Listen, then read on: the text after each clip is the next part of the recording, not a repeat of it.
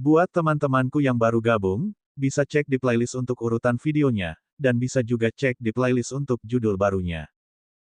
Bab 5162, Siapa Orang Ini? Sungguh kekuatan tempur yang kuat. Pemuda Black Panther melambaikan tangannya, menarik kembali pertahanan abadi miliknya yang sebenarnya. Paragon setingkat mereka tidak kekurangan segel darmik abadi sejati. Bahkan jika mereka menggunakan segel darmik abadi sejati selama pertarungan, mereka hanya akan berakhir dalam kebuntuan, menyia-nyiakan segel abadi sejati mereka dengan sia-sia. Pada akhirnya, mereka masih harus mengandalkan kekuatan tempur mereka sendiri untuk menentukan pemenang. Mengaum. Dengan suara gemuruh, tubuh pemuda macan kumbang hitam itu membengkak, berubah menjadi macan tutul raksasa setinggi 10 meter, yang ditutupi baju besi hitam. Kemudian, seperti petir hitam, ia menerkam ke arah Dan Ying. Menghadapi Dan Ying, pemuda Black Panther tidak berani ceroboh dan mengerahkan kekuatan tempurnya secara ekstrim. Asyik, disertai teriakan pedang, sebilah pedang panjang berwarna hijau muncul di tangan Dan Ying. Cahaya pedang hijau menebas ke arah pemuda Black Panther. Dengungs, dengungs, wus. Suara logam beradu terdengar saat kedua sosok itu bertarung. Dalam sekejap, mereka telah bertukar puluhan jurus. Orang ini, sungguh kekuatan tempur yang kuat, dia benar-benar bisa bertarung melawan Dan Ying dalam waktu yang lama. Jia King bergumam, jelas, kekuatan tempur pemuda Black Panther telah mengejutkan mereka. Namun, Dan Ying berada di peringkat 500 teratas peringkat asal di dunia kehidupan. Kekuatan tempurnya benar-benar kuat dan bukan hanya untuk pamer. Dia tidak hanya memahami teknik asal yang sangat kuat, tetapi dia juga memahaminya hingga ke alam yang sangat dalam. Lambat laun, pemuda Black Panther tidak lagi sebanding dengannya. Setelah beberapa lusin gerakan lainnya, aduh, darah berceceran ke segala arah saat dua kaki macan tutul terbang keluar. Pemuda macan hitam itu melompat mundur dan berubah menjadi kilatan petir hitam, lalu pergi dengan cepat. Dan Ying, aku akan mengingat hutang ini hari ini. Pemuda dengan macan kumbang itu meraung. Saat suaranya terdengar, dia sudah pergi. Dan Ying mendengus dingin, tetapi dia tidak melanjutkan. Yang terpenting sekarang adalah memurnikan jiwanya. Makin lama waktu berlalu, makin rumit pula situasinya. Kali ini, banyak ahli telah memasuki alam semesta purba, termasuk banyak di peringkat asal-usul. Sejumlah besar ahli dari dunia bawah juga telah tiba. Dia tidak berani mengklaim dirinya tak terkalahkan di antara mereka yang berada di alam asal. Siapa yang tahu jika ada eksistensi yang lebih kuat di alam semesta purba? Dia harus memurnikan jiwanya terlebih dahulu untuk mencegah terjadinya kecelakaan. Setelah melihat sekeliling, Dan Ying melangkah maju dan menyerang jiwa yang seperti matahari itu. Di sekelilingnya, yang lain merasa sangat iri, tetapi pada akhirnya, mereka tidak mau bersaing dengan Dan Ying, karena tahu bahwa mereka bukanlah tandingannya. Dia hanya bisa menatap Dan Ying dengan iri saat dia memasuki jiwanya. Kamu, siapa kamu? Namun, begitu Dan Ying memasuki jiwa hati itu, mereka mendengar raungan amarahnya. Kemudian, sosok Dan Ying berkedip dan muncul kembali di luar jiwa hati. Dia menatap jiwa hati dengan nyala api yang menyala di matanya. Apa yang sedang terjadi? Su Liangfu, Jia King, dan yang lainnya bingung. Mungkinkah ada seseorang yang telah memasuki jiwa tersebut sebelum mereka? Dia sudah mulai memurnikan jiwanya. Mereka bersorak gembira. Mereka tidak bisa mendapatkannya, tetapi melihat Dan Ying menderita kerugian, mereka pun ikut bahagia. Siapa di sana? Keluar sana. Dan Ying menatap Sin Hun dan meraung. Kemudian, semua orang melihat sesosok-sosok berjalan keluar dari jiwanya. Akhirnya, sosok itu adalah seorang pemuda jangkung. Orang ini tentu saja adalah Lu Ming. Pada saat ini, Lu Ming hampir sepenuhnya memurnikan materi jiwa dalam jiwanya. Tatapan Dan Ying berubah semakin dingin saat dia menyadari bahwa Lu Ming hanya berada di alam asal tahap akhir. Orang yang telah memasuki jiwanya satu langkah di depannya hanyalah seorang kultivator timbal balik tahap akhir. Di sekitar mereka, Su Liangfu, Jia King, dan yang lainnya juga mengamati Lu Ming dengan rasa ingin tahu. Semua orang di tempat kejadian tidak mengenal Lu Ming. Lu Ming telah berkultivasi dalam pengasingan di tanah pemakaman abadi selama ratusan tahun. Orang-orang ini baru saja memasuki alam semesta purba. Selain itu, Lu Ming berasal dari alam semesta purba, jadi mereka sama sekali tidak peduli dengan makhluk hidup yang tersisa di alam semesta purba. Keberadaan macam apa yang dapat lahir dari alam semesta yang tidak lengkap? Semuanya, silakan lanjutkan. Aku belum memurnikan jiwa hati alam semesta. Lu Ming merentangkan tangannya dan berencana untuk pergi. Tujuan awalnya bukanlah untuk memurnikan jiwanya, tetapi untuk memurnikan substansi jiwanya. Sekarang setelah substansi jiwanya telah dimurnikan, dia bisa pergi. Namun, Dan Ying jelas tidak berniat membiarkan Lu Ming pergi. Asyik, suara pedang terdengar saat cahaya pedang hijau menebas ke arah Lu Ming. Lu Ming menghindari cahaya pedang itu dalam sekejap dan menatap Dan Ying dengan dingin. Kakak, apa maksudmu dengan ini? Kamu sudah memurnikan materi jiwa di dalam jiwamu dan masih ingin pergi. Dan Ying berkata dengan dingin, matanya memancarkan niat membunuh yang mengerikan. Ketika dia memindai jiwanya tadi, dia menemukan bahwa seluruh materi jiwa telah dimurnikan. Jantungnya berdarah. Materi jiwa sangatlah berharga. Tak ternilai harganya dan dapat mengubah jiwa seseorang. Awalnya, materi jiwa itu adalah miliknya. Namun, materi jiwa itu telah disempurnakan oleh Lu Ming. Orang ini memang pantas mati. Orang ini memiliki materi jiwa yang murni. Jia Qing, Su Liangfu, dua tetua sekte Sungai Dewa, dan yang lainnya memandang Lu Ming. Awalnya, rasa iri melintas di wajah mereka, tetapi segera digantikan oleh rasa kasihan. Seorang kultivator timbal balik yang terlambat telah memurnikan jiwa dan mengambil sesuatu yang seharusnya tidak diambilnya. Orang bisa membayangkan betapa menyedihkan nasibnya. Dan Ying bukanlah orang yang mudah diajak bicara, dan dia terkenal karena kekejamannya. Kalau tidak, mereka tidak akan mundur tanpa perlawanan. Dan Ying didukung oleh kosmos agung Yuking dan kejam. Akan sangat merepotkan jika dia membalas dendam nanti. Sudah cukup aku menyerahkan jiwaku padamu. Apa lagi yang kau inginkan? Lu Ming menjawab. Meski dia tidak ingin menimbulkan masalah, dia tidak takut akan hal itu. Omong kosong. Kau tidak punya hak untuk menyentuh jiwa. Bunuh saja. Mati, teriak Dan Ying dingin dan langsung menyerang. Cahaya pedang meledak dan dalam sekejap, 9 garis hijau menebas ke arah Lu Ming. Tatapan mata Lu Ming berubah dingin. Dia mengayunkan tombak Ares dan menghancurkan 9 kilatan pedang. Hah! Mata Dan Ying menyipit. Kekuatan tempur Lu Ming telah melampaui ekspektasinya. Meskipun dia tidak menggunakan kekuatan penuhnya dalam serangan itu sudah lebih dari cukup untuk membunuh seorang kultivator resiprositas tahap akhir. Bahkan seorang kultivator resiprositas puncak tidak akan mampu menghalanginya. Namun, ia dikalahkan oleh Lu Ming dalam satu gerakan. Dia tahu bahwa dia telah meremehkan Lu Ming. Tidak ada yang lemah yang bisa mencapai sejauh ini. Bahkan para pembudidaya timbal balik tahap akhir pun sangat kuat. Kamu punya beberapa kemampuan, tapi itu masih jauh dari cukup. Hari ini, kamu harus mati. Dan Ying berteriak dingin dan menggunakan teknik aslinya. Wus! Wus. Dan Ying tampaknya telah menyatu dengan pedang panjang itu, berubah menjadi cahaya pedang menyilaukan yang menyerbu ke arah Lu Ming. 500 teratas dalam peringkat asal. Saya ingin melihat apa yang bisa Anda lakukan. Lu Ming tidak takut. Dia mengaktifkan teknik aslinya dan menghadapi serangan itu. Ledakan. Keduanya saling beradu di udara, dan kekuatannya meluap dan menyapu ke segala arah. Bahkan api cair di atas dan bawah pun meledak. Keduanya bergoyang sedikit dan mulai bertarung lagi. Cahaya pedang dan cahaya tombak itu lebih cepat dari kilat. Keduanya berkedip dan beradu terus-menerus. Dalam sekejap, mereka telah bertukar puluhan jurus. Siapakah orang ini? Dia memiliki kekuatan tempur yang sangat kuat. Su Liangfu, Jia Qing dan yang lainnya semua menarik napas dingin. Sebelumnya, mereka tidak menganggap serius Lu Ming. Pada saat ini, mereka semua terkejut. Bab 5163 Cemberut Dan Ying. Su Liangfu, Jia Qing, dan dua tetua sekte Sungai Dewa semuanya terkejut. Lu Ming benar-benar dapat bertukar puluhan jurus dengan Dan Ying tanpa terkalahkan. Kekuatan tempurnya sungguh mengejutkan. Terlebih lagi, basis kultivasi Lu Ming hanya pada tahap akhir timbal balik. Dilihat dari auranya, dia tampaknya berasal dari asal yang sama dengan alam semesta purba. Dia berasal dari alam semesta purba. Alam semesta yang rusak ini ternyata bisa melahirkan orang seperti itu. Tidak dapat dipercaya. Seperti yang diharapkan dari alam semesta purba.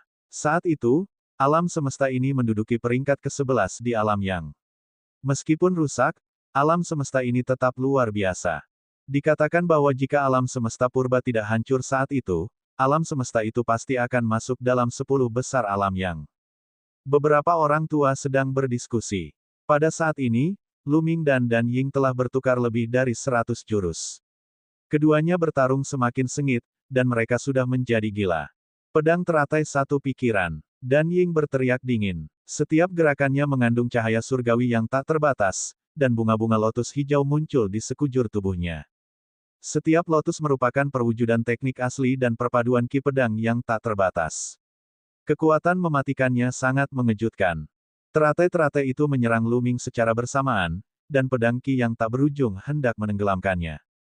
Gaya yang melampaui angkasa. Lu Ming memegang tombak itu dengan kedua tangan dan mengubahnya menjadi sinar cahaya tombak. Tampaknya tombak itu abadi karena menembus pedang ki yang tak berujung. Kemudian, dengan serangan telapak tangan, daratan yang luas terbentuk dan menekan Dan Ying. Pada level Lu Ming saat ini, kekuatan gaya pemecah langit dan gaya primal telah mencapai level yang mengerikan. Kedua keterampilan rahasia ini diciptakan oleh Lu Ming. Dapat dikatakan bahwa keduanya merupakan dasar untuk memahami teknik aslinya. Sebelum dia dapat memahami teknik aslinya sendiri, Lu Ming telah memahami dua gerakan mematikan ini berdasarkan apa yang telah dipelajarinya. Kedua jurus mematikan ini sangat cocok dengan Lu Ming dan dia telah menyimpulkannya sampai pada tingkat yang tak terbayangkan. Sepetak tanah muncul, dengan gunung-gunung dan sungai-sungai terlihat jelas. Hukum-hukum Dao yang agung bersilangan di atasnya, seolah-olah itu adalah dunia nyata, dan menekan Dan Ying. Dan Ying merasakan bahaya dan berteriak panjang ke langit. Cahaya pedang yang mengejutkan melesat keluar dari mulutnya dan menebas ke arah tanah yang tak ternoda. Ledakan. Daratan yang kacau itu bergetar hebat, tetapi tidak berhenti pada saat pertama. Sebaliknya, ia terus menekan. Adapun Lu Ming sendiri, dia memanfaatkan kesempatan itu dan melancarkan badai serangan. Wah, pada akhirnya, Dan Ying masih tertinggal satu langkah dan terkena tombak Dewa Perang.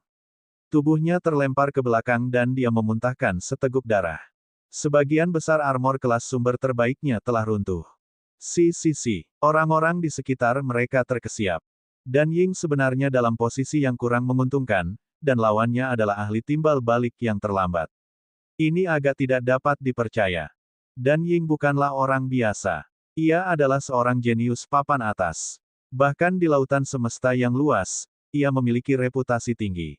Sialan, bunuh. Dan Ying berteriak, penuh amarah. Ia bertekad untuk membunuh Lu Ming. Dengan lambaian tangannya, sebuah jimat terbang keluar dengan aura yang mengejutkan. Segel Dharma Abadi yang sejati. Segel Dharma Abadi sejati bersinar, dan sebuah sosok mengembun.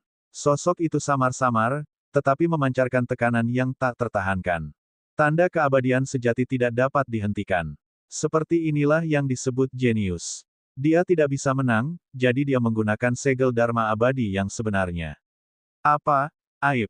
Lu Ming mencibir, tetapi dia tidak berani lalai. Dia mundur dengan cepat. Membunuh. Dan Ying berteriak. Sosok yang kabur itu menyerang dengan telapak tangan.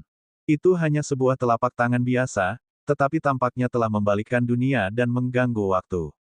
Lu Ming tidak bisa bergerak sama sekali, seolah-olah dia telah jatuh ke dalam jurang neraka. Untungnya, Lu Ming telah mengeluarkan pedang patah Raja Manusia saat Dan Ying menyerang dengan segel Dharmik Abadi yang sebenarnya. Pada saat itu, Raja Pedang Patah Manusia itu tampak terstimulasi oleh sesuatu dan mulai bergetar hebat. Asyik, pedang itu berdengung dan bergema menembus 9 langit. Kemudian pedang itu terbang sendiri, memancarkan cahaya tak terbatas saat menebas ke arah sosok yang samar-samar itu. Dengan suara keras, telapak tangan sosok yang kabur itu terentang dan terhalang. Sebuah retakan muncul dan telapak tangan itu ditarik kembali. Berani sekali. Sosok yang samar itu tampak marah. Dengan teriakan keras, sosoknya tampak semakin jelas. Cahaya di matanya semakin terang, seperti dua cahaya pedang, merobek ruang semesta. Lalu dia mengulurkan tangannya lagi, mencoba meraih pedang patah milik Raja Manusia itu. Pedang patah Raja Manusia itu tak kenal takut. Seolah-olah kekuatan di dalam pedang itu telah dibangkitkan. Tubuh pedang itu dengan cepat membesar saat menghadapi serangan itu. Dua aura mengerikan itu bertabrakan di udara, keduanya ingin saling membunuh dan menghancurkan satu sama lain. Namun, untuk sesaat, keduanya tidak dapat melakukannya dan tampaknya menemui jalan buntu. Senjata abadi. Kau benar-benar memiliki senjata abadi yang rusak. Dan Ying berteriak, merasa amat terkejut. Segel Dharma abadimu yang sejati tak berguna lagi sekarang. Ya, jawab Lu Ming dingin. Dia melangkah maju dan mengambil inisiatif untuk menyerang Dan Ying. Bunuh. Pedang teratai satu pikiran. Dan Ying berteriak dan menghadapi serangan Lu Ming. Keduanya kembali beradu. Mereka berdua melakukan yang terbaik, dan kali ini bahkan lebih intens daripada sebelumnya. Setelah puluhan gerakan, Dan Ying kembali terkena serangan. Dia batuk darah dan mundur. Armor tingkat asal miliknya hampir tertembus. Ah! Dan Ying meraung, merasa amat sedih. Itu karena dia bisa merasakan kekuatan dahsyat dari dunia luar yang menekannya, membuatnya sulit untuk mengerahkan kekuatan penuhnya. Dia tidak bisa mengaktifkan kekuatan tempurnya secara maksimal dan terus-menerus ditekan oleh Lu Ming. Dia tahu betul bahwa ini karena dia adalah makhluk hidup dari alam semesta lain dan ditekan oleh alam semesta purba. Dia sangat sedih. Jika dia tidak ditekan, dia tidak akan dirugikan.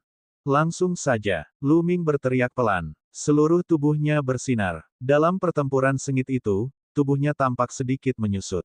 Meskipun hanya sedikit dan sulit dilihat oleh orang luar, Lu Ming dapat merasakannya dengan sangat jelas. Dia tahu bahwa teknik aslinya telah membaik. Ini adalah pertama kalinya Lu Ming menggunakan seluruh kekuatannya sejak ia meninggalkan tanah pemakaman abadi. Dia tidak perlu menggunakan kekuatan penuhnya melawan penguasa istana surgawi atau ahli lainnya. Dari sini dapat diketahui bahwa Dan Ying memang kuat. Basis kultivasinya berada di puncak alam asal. Tak perlu dikatakan lagi, senjata surgawinya berada di puncak alam asal. Akar asal-usulnya juga bermutu tinggi. Teknik asal-usulnya juga sangat kuat. 500 teratas dalam peringkat asal-usul bukan hanya untuk pamer. Mereka benar-benar kuat. Berapa banyak jenius dan eksistensi alam asal yang ada di lebih dari 30.000 kosmos alam yang itu tidak terhitung banyaknya. Terlebih lagi, 70% dari mereka berasal dari generasi yang lebih tua. Sungguh tidak mudah untuk masuk dalam peringkat 500 teratas. Setiap dari mereka adalah monster yang tak tertandingi. Di permukaan, Dan Ying lebih kuat dari Lu Ming. Namun, kemampuan tempur Lu Ming yang sebenarnya jelas lebih kuat. Kekuatan teknik aslinya juga lebih kuat daripada kebanyakan dari mereka. Hal lain adalah bahwa lawannya ditekan oleh alam semesta purba. Oleh karena itu, Lu Ming berada di pihak yang unggul. Setelah puluhan gerakan, Lu Ming mulai menguasai dan memukul Dan Ying terus-menerus. Kaca, retakan muncul pada armor tingkat asal terbaik milik Dan Ying. Kekuatan penghancur Lu Ming menyerbu dan hampir menghancurkan tubuh Dan Ying. Dia mundur dengan panik, nyaris terhindar dari nasib akar asalnya yang terluka parah. Nak, aku akan mengingatmu. Jika aku tidak ditekan, aku tidak akan kalah. Lain kali, aku pasti akan membunuhmu. Dan Ying meraung, berbalik dan berlari. Bab 5164, sudah diambil. Dan Ying berbalik dan berlari. Segel Dharma abadi sejati melilit Dan Ying dengan kecepatan yang mencengangkan, dan dalam sekejap mata, mereka menghilang dari tempat ini. Lu Ming tidak mengejarnya. Kekuatan Dan Ying tidak jauh berbeda dengannya. Jika dia ingin melarikan diri, dia mungkin tidak dapat menghentikannya. Lebih jauh lagi, jika pihak lain benar-benar dipaksa ke sudut dan melawannya sampai mati, hasilnya akan sulit dikatakan. Orang seperti itu memiliki kosmos besar Yuking di belakangnya, jadi siapa yang tahu apakah dia memiliki kartu truf penyelamat hidup yang kuat. Tak lama kemudian, Dan Ying menghilang dari area tersebut. Mata Su Liangfu, Jia Qing, dan yang lainnya mulai bersinar lagi. Dan Ying telah pergi, tetapi Lu Ming tampaknya tidak memiliki niat untuk memurnikan hati alam semesta. Kalau tidak, dia akan mengambil tindakan lebih awal dan tidak menunggu sampai sekarang. Bukankah itu berarti mereka punya kesempatan? Lu Ming menyapu pandangannya ke seluruh area lalu memilih arah lain. Ia melesat pergi dan menghilang dalam sekejap mata. Ledakan. Lu Ming belum terbang jauh ketika dia mendengar raungan dahsyat di belakangnya. Jelas, saat dia pergi, yang lain mulai berkelahi. Sayang sekali, Lu Ming menggelengkan kepalanya. Jika dia ingin menyatukan jiwanya, dia punya kesempatan. Tetapi meskipun dia melakukannya, dia tidak akan bisa menyimpannya, jadi tidak perlu melakukannya. Dia akan membiarkan orang-orang ini memperjuangkannya. Bagaimanapun, dia telah menyempurnakan materi jiwanya dan telah memperoleh banyak hal. Tak lama kemudian, Lu Ming meninggalkan tempat itu dan melanjutkan penjelajahannya. Ia ingin menemukan harta karun lain yang dapat menempa jiwa dan raga, terutama yang berguna bagi akar asal. Sayangnya Lu Ming tidak mendapatkan apapun dalam beberapa hari berikutnya. Harta karun yang berguna bagi tubuh, jiwa, dan bahkan akar asal sangatlah langka. Bahkan di jantung alam semesta, jumlahnya tidak banyak. Dengan begitu banyak orang yang masuk, terlalu sulit untuk mendapatkan apapun. Itu adalah panen yang luar biasa bagi Lu Ming untuk bisa mendapatkan cairan pembersih tubuh dan memurnikan materi jiwa. Ledakan, ledakan, ledakan. Pada hari ini, langit dan bumi bergetar. Api cair yang tak berujung di lautan api benar-benar mulai mengalir dan berkumpul ke satu arah. Ini, seseorang telah menyatu dengan jiwanya. Seseorang telah berhasil menyatu dengan jiwanya. Kita tidak bisa tinggal di sini lebih lama lagi. Ayo pergi. Banyak orang bergegas datang. Begitu seseorang menyatu dengan jiwa, mereka akan mampu memperoleh kendali awal atas jantung alam semesta.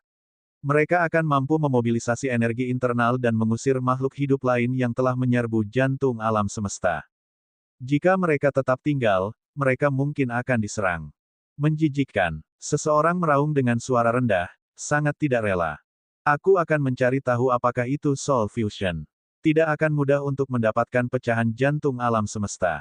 Ada pula yang bicaranya dingin, tidak mau menyerah. Sekalipun dia menyatu dengan jiwanya untuk sementara, dia mungkin tidak bisa mendapatkan pecahan jantung alam semesta dengan kepastian 100%. Selama pecahan jantung alam semesta masih ada dan belum diambil, yang lain akan punya kesempatan. Namun, untuk sementara waktu mereka masih harus mengungsi. Satu demi satu, sosok-sosok melesat ke atas. Lu Ming berbaur di antara kerumunan dan meninggalkan pecahan jantung alam semesta. Siapa yang menyatu dengan jiwa? Banyak orang sedang berdiskusi. Lu Ming berbaur dengan orang banyak dan mendengarkan diskusi. Itu Dan Ying. Kudengar Dan Ying menyatu dengan jiwanya. Seseorang bergumam dan memberikan jawaban. Apa, sebenarnya Dan Ying? Kudengar Dan Ying kalah di awal pertempuran memperebutkan jiwa, jadi bagaimana mungkin dia bisa menyatu dengan jiwa di kemudian hari? Beberapa orang penasaran. Lu Ming juga sangat penasaran. Ini benar-benar di luar dugaannya. Sebelumnya, Dan Ying pernah diusir olehnya. Mungkinkah dia tidak lari jauh dan kembali untuk membunuh setelah dia pergi? Kudengar kakak laki-lakinya, San Xiong, telah tiba. San Xiong secara pribadi melindunginya dan membiarkan Dan Ying menyatukan jiwanya. Seseorang berkata, "Apa, San Xiong sudah tiba?" Yang lainnya terkesiap. "Aku pelindung San Xiong. Apakah kamu tidak menginginkan pecahan jantung alam semesta?" Seseorang merasa bingung. San Xiong adalah salah satu dari 100 tokoh teratas dalam peringkat asal di alam yang dan dapat menduduki peringkat 30 teratas di antara generasi muda asal. Orang seperti ini terlalu berbakat dan sangat percaya diri. Dia sangat yakin bahwa dia dapat membenarkan Dao dan menjadi abadi, atau bahkan raja di antara para dewa, tanpa hati alam semesta. Oleh karena itu, wajar saja jika memberikan pecahan hati alam semesta kepada San Ying. Seseorang berkata, memang, banyak orang mengangguk. Misalnya, karakter seperti San Xiong terlalu kuat, tak tertandingi, dan memiliki bakat yang mengejutkan. Tidak diragukan lagi bahwa ia akan menjadi abadi di masa depan. Bahkan jika ia menjadi raja di antara para abadi, kemungkinannya sangat tinggi. Dengan bantuan San Xiong, tidak diragukan lagi bahwa jantung alam semesta akan jatuh ke tangannya. Tidak ada orang lain yang dapat bersaing untuk mendapatkannya. San Xiong, kamu menjijikkan. Beberapa ahli yang masih enggan menyerahkan pecahan jantung alam semesta menggeram setelah mendengar nama San Xiong. Mata mereka menunjukkan ketakutan dan ketidakberdayaan yang mendalam. San Xiong terlalu kuat. Di era di mana makhluk abadi tidak muncul, San Xiong hampir tak terkalahkan. Bukannya tidak ada orang yang lebih kuat darinya, tetapi tidak ada satupun dari mereka yang datang ke alam semesta yang sunyi ini. Di antara para ahli alam asal yang muncul, San Xiong adalah yang terkuat.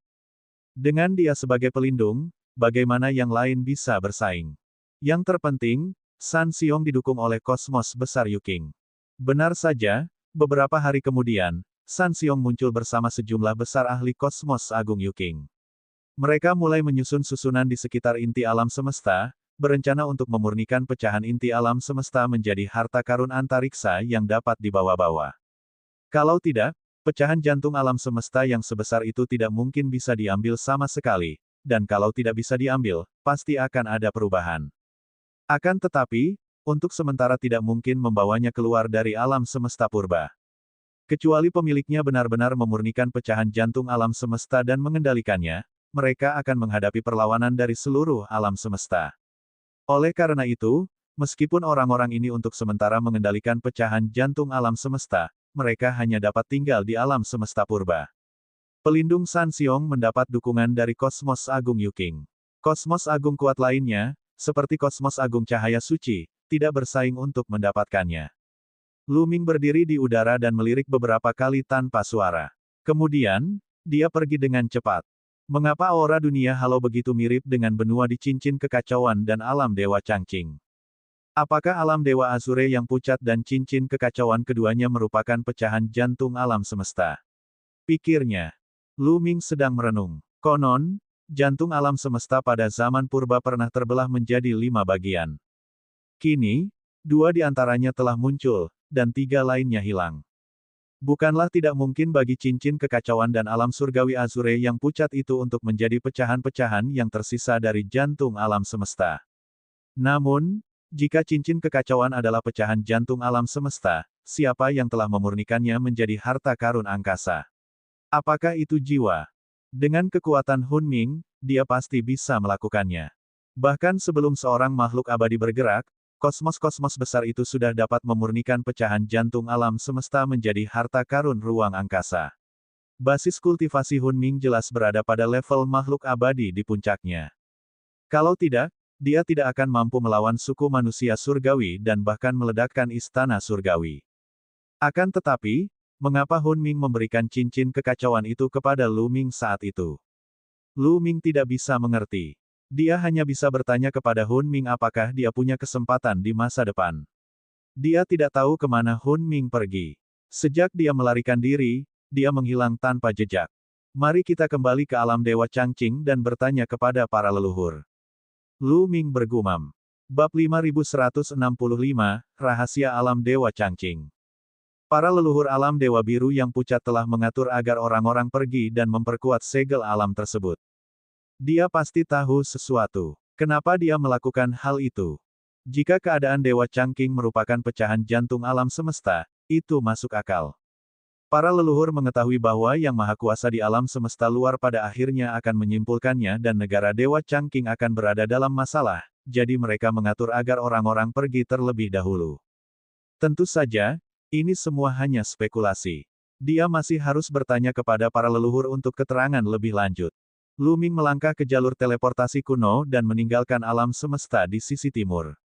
Ia tiba di wilayah suci Changqing. Lu Ming, kau datang di waktu yang tepat. Para leluhur sedang mencarimu. Mereka bilang akan mengabarimu begitu mereka melihatmu. Tidak lama setelah Lu Ming kembali, dia bertemu beberapa tetua di alam asal. Baiklah, saya akan segera ke sana, kata Lu Ming. Dia baru saja hendak mencari para leluhur, dan mereka ternyata punya sesuatu untuk ditanyakan kepadanya. Ketika Lu Ming tiba di tempat para leluhur tidur, dia menyadari bahwa sudah ada orang lain di sana. Ada lebih dari selusin tetua yang duduk bersila di berbagai bagian aula, seolah menunggu. Ketika mereka melihat Lu Ming, mereka tersenyum dan mengangguk padanya. Lu Ming melakukan hal yang sama dan duduk bersila. Semakin banyak orang yang datang, tetapi mereka semua adalah ahli alam Dewa Changqing.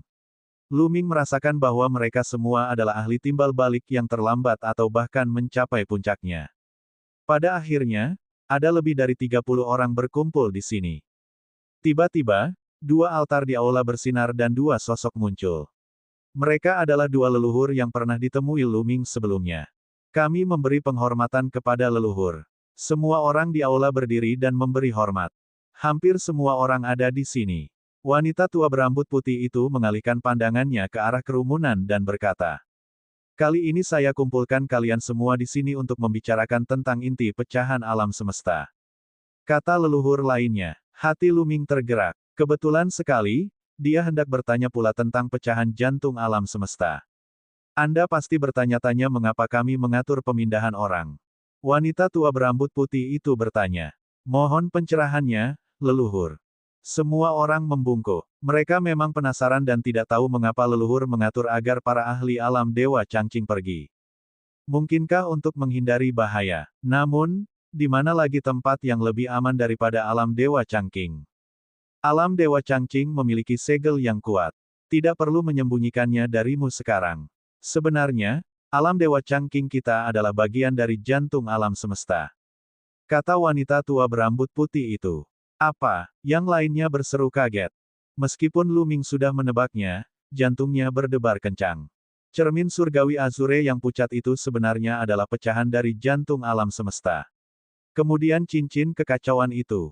Lu Ming sudah memiliki jawaban di hatinya. Setelah beberapa saat, kerumunan akhirnya tenang. Ketika hutan belantara yang luas hancur, jantung alam semesta terbagi menjadi 5 bagian. 2 di antaranya telah ditemukan oleh alam semesta luar. Saya percaya bahwa bagian di alam semesta timur akan segera memiliki pemilik.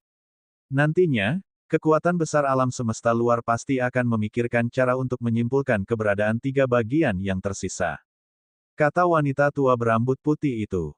Sebenarnya, jantung alam semesta di alam semesta timur sudah menjadi milik Dan Ying.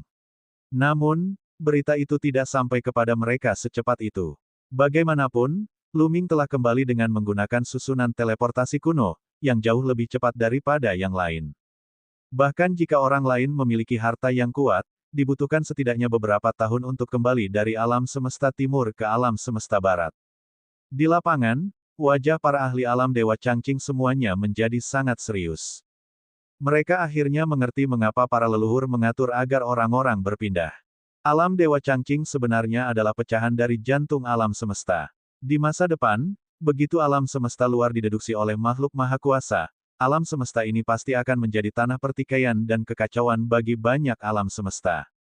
Orang-orang alam Dewa Changqing pasti akan musnah. Sekalipun alam Dewa Cakrawala memiliki segel yang kuat, itu mungkin tidak dapat menghentikan begitu banyak kosmos besar yang kuat. Jika segelnya rusak, itu akan menjadi bencana. Primogenitor, apa yang akan terjadi setelah 5 bagian jantung alam semesta diperoleh oleh alam semesta luar? Seseorang bertanya. Inti dari alam semesta adalah fondasi alam semesta dan inti dari aturan dan tatanannya. Setelah alam semesta lain mendapatkannya dan diambil dari alam semesta purba, alam semesta purba akan memasuki zaman akhir Dharma dan menjadi tempat di mana kultivasi tidak dapat dilakukan sama sekali. Bahkan para kultivator seperti kita yang telah mencapai beberapa prestasi akan mengalami kemunduran basis kultivasi. Sulit untuk mengatakan sejauh mana. Sang leluhur laki-laki mendesah. Ekspresi orang-orang yang hadir sungguh tidak sedap dipandang. Jika itu yang terjadi, alam semesta purba akan benar-benar lenyap. Jika tidak ada seorang pun yang bisa bercocok tanam, apa jadinya masa depan? Dari kelima bagian inti alam semesta, setidaknya satu harus dipertahankan untuk menjaga operasi alam semesta dan membentuk lingkungan untuk kultivasi. Meskipun tidak mungkin untuk melahirkan orang-orang dari jalan abadi, setidaknya di bawah jalan abadi, itu dapat diproduksi terus-menerus. Namun, jika kita bahkan tidak dapat melindungi sebagian kecil inti alam semesta, maka alam semesta purba ini akan benar-benar tamat. Wanita tua itu pun mendesah. Leluhur, jika kita tidak dapat menjaga hati alam semesta, dapatkah kita membawa bangsa kita dan meninggalkan alam semesta purba menuju kosmos besar lainnya? Seseorang bertanya. Terlalu sulit untuk bepergian melintasi alam semesta. Harga yang harus dibayar juga sangat tinggi. Mungkin hanya sedikit orang yang dapat melakukannya, tetapi jumlah kita sangat banyak. Mustahil bagi kita untuk bepergian melintasi alam semesta menuju kosmos besar lainnya. Selain itu, kosmos besar lainnya mungkin tidak menerima kita. Nenek moyang laki-laki menjelaskan, mengapa kita harus pergi ke kosmos besar lainnya. Menurut pendapatku, kita harus mempertaruhkan nyawa kita untuk melindungi alam Dewa Changqing. Selama kita dapat melindungi alam Dewa Changqing, kita tidak akan memasuki zaman akhir Dharma. Benar sekali, alam Dewa Changqing adalah rumah kita tidak boleh kehilangannya. Banyak orang angkat bicara, mata mereka penuh tekad dan tidak takut mati. Bagus. Semangatnya tinggi. Kami orang tua punya rencana yang sama. Kami tidak bisa memperjuangkan bagian lain dari jantung alam semesta, tetapi kami harus menjaga alam Dewa Changqing. Alam suci Changqing memiliki segel yang kuat. Mereka telah memperkuat beberapa pintu masuk. Selama kita bekerja sama, kita mungkin bisa mempertahankannya. Kata wanita tua berambut putih itu. Aku bersumpah untuk hidup dan mati bersama alam Dewa Changqing. Semua orang di tempat kejadian berteriak. Menyelamatkan keadaan Dewa Changqing berarti menyelamatkan alam semesta utama dan juga lingkungan kultivasi. Untuk dirinya sendiri, untuk keturunannya, dan untuk seluruh umat. Baiklah, leluhur laki-laki itu mengangguk tanda setuju. Alam suci Changqing ditutupi oleh segel yang kuat. Selain itu, sekarang ini adalah malapetaka asal mula yang hebat. Bencana itu mengganggu rahasia surga. Akan sulit bahkan bagi para ahli maha kuasa di alam semesta luar untuk menyimpulkannya. Jadi, kita masih memiliki beberapa dekade untuk mempersiapkan diri. Kita harus menggunakan waktu ini untuk memperkuat segel dan beberapa pintu masuk. Selain itu, mereka yang seharusnya dipindahkan, terus dipindahkan. Jika kita tidak dapat bertahan, kita masih dapat meninggalkan beberapa garis keturunan untuk umat manusia. Kata wanita tua berambut putih itu. Semua orang mengakui perintah itu. Bab 5166 Pengadilan yang. Dia harus mempersiapkan diri untuk hal terburuk. Bagaimanapun, mereka mungkin harus menghadapi serangan dari kosmos besar yang tak terhitung jumlahnya. Bahkan jika ada segel yang kuat, mereka mungkin tidak dapat melindungi diri mereka sendiri. Mereka yang bisa dipindahkan harus dipindahkan. Akan lebih baik jika mereka bisa memindahkan mereka yang berada di bawah resiprositas. Primogenitor, pada saat itu, akankah ada dewa yang turun dari alam semesta luar untuk memperebutkan pecahan jantung alam semesta? Lu Ming menangkupkan tinjunya dan bertanya. Menurut para leluhur, bencana asal-muasal telah mengganggu rahasia surga. Selain itu, alam Dewa Changqing telah disegel, sehingga para ahli alam semesta luar seharusnya tidak dapat menyimpulkannya dalam waktu singkat. Namun, setelah kesengsaraan besar asal-usul berakhir, tidak akan mudah untuk menyembunyikannya. Kemungkinan besar itu akan dapat disimpulkan. Pada saat itu, tanpa malapetaka besar asal-usul, berapa banyak ahli yang akan turun? Akankah ada yang abadi? Tidak. Sekarang alam semesta purba dan inti alam semesta hancur, para kultivator abadi sejati tidak akan bisa masuk, karena mereka terlalu kuat. Alam semesta yang hancur tidak dapat menahan energi mereka. Begitu mereka bergerak, mereka dapat meledakkan seluruh alam semesta dan menyebabkan kehancuran seluruh alam semesta. Jika alam semesta yang agung hancur total, bahkan para abadi tidak akan mampu menahannya dan akan hancur bersama alam semesta. Oleh karena itu, dalam keadaan normal, para kultivator abadi tidak berani masuk. Bahkan jika mereka masuk, mereka tidak dapat mengerahkan kekuatan tingkat abadi mereka yang sebenarnya. Wanita tua berambut putih itu menjelaskan. Tidak bisa menggunakan kekuatan tingkat abadi. Bukankah Raja Manusia Kecil dan tubuh Raja Manusia memiliki kekuatan tingkat abadi ketika mereka bertarung di Ke? Lu Ming bingung. Raja Manusia Kecil dan Dike memiliki kekuatan yang tak terbayangkan. Mereka sangat kuat bahkan di antara makhluk tingkat abadi. Saat itu, mereka jelas sedang dalam pertarungan hidup dan mati. Tidak, wanita tua berambut putih itu menggelengkan kepalanya. Mereka semua dalam kondisi yang buruk. Mereka masih jauh dari puncaknya. Meskipun pertempuran itu sengit, mereka hanya bisa mengerahkan kekuatan tempur dari makhluk abadi tingkat 9. Mereka tidak bisa mengerahkan kekuatan makhluk abadi. Jadi begitu, Lu Ming mengangguk. Jiwa Dike telah terbagi menjadi 5 bagian dan disegel selama bertahun-tahun. Sudah bagus bahwa jiwanya tidak hancur, jadi seberapa besar kekuatan yang bisa dikeluarkannya. Sedangkan untuk Raja Manusia Kecil, keadaannya tidak jauh lebih buruk. Yang tersisa hanyalah kerangka, duduk di kapal perang yang rusak dan mengembara di reruntuhan alam semesta. Kondisinya sangat buruk. Meskipun dia tidak mati, dia tidak memiliki banyak kekuatan yang tersisa. Ada juga tubuh jasmani Raja Manusia, yang hanya tubuh jasmani. Membaginya menjadi 5 untuk menekan Dike telah menghabiskan terlalu banyak energi. Dalam pertempuran itu, dia bahkan tidak memperlihatkan kekuatan tempur seorang abadi. Hanya saja tingkat kultivasi Lu Ming terlalu rendah dan perbedaan di antara mereka terlalu besar, jadi dia tidak bisa merasakannya. Saat itu, dia mengira itu adalah pertarungan antara dewa. Sekarang, tampaknya itu bahkan bukan pertarungan tingkat dewa.